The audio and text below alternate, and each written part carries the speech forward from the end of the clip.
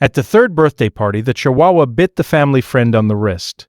Camille had been a dental hygienist for 13 years. She knew the cadence of a real emergency. This was not that. This was Ginger, 4 years old, 92 pounds, doing something he had never done in 4 years. She made coffee. She told herself she would deal with it after breakfast. Against her grip, not aggressively, but with a weight she had never felt in him before. The weight of an animal who had decided. She had seen this before.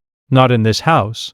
In other people's houses. In her training, she had learned that the most dangerous moment for a family was the morning the older pet decided the baby was now competition. She had counseled families. She had taken the call from the ER the night a Labrador 8 years old, beloved, had bitten a 2-year-old. This morning, in her own kitchen, she was certain the dog was guarding food the toddler had dropped. Territorial, escalating.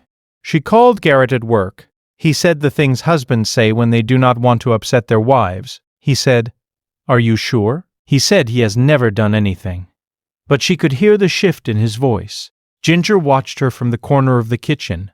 He had not looked away. If you stay for stories about what animals sense before we do, you're in the right place. Subscribe so you don't miss the next one. The decision happened in 20 minutes. Camille put Ginger on the back porch and slid the glass door shut. She put Cyrus on the rug with board books, and she sat on the couch and she did not stop shaking.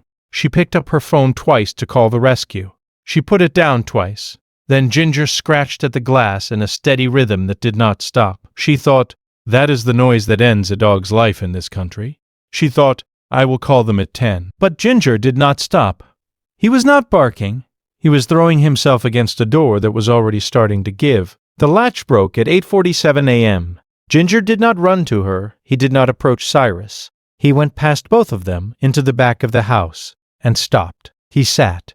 He stared at one specific spot. He whined once, the first sound he had made in an hour. Camille followed because she did not know what else to do. The most dangerous animal in her kitchen, the one she had been ready to surrender 40 minutes earlier, was not threatening anyone. He was pointing. The reveal came through the dog licking the baby's forehead in a pattern only a nurse would recognize. She did not understand yet. She would in 43 minutes. Have you ever had a moment where you missed something obvious until your dog refused to let you keep missing it? Tell us in the comments. And Cyrus vomited at 9:03 a.m. Twice. Then his eyes rolled. Then he did not respond to his name. The ambulance was there in 11 minutes. Camille sat in the back and watched a paramedic she had trained 6 years earlier hold her son's airway open. They were at the hospital in 7 minutes. Cyrus was in the pediatric ICU in 22. The attending pulled her into the family room and used the phrase "a pool gate left unlatched." The responding paramedic from City Fire Rescue sat across from her and said the gate had been opened by a delivery driver. If you had brought him in even 30 minutes later, we would be having a different conversation. She thought of Ginger pressing his shoulder against the gate. She thought of him staring, not at her son, but past him. She understood all at once that it had never been aggression.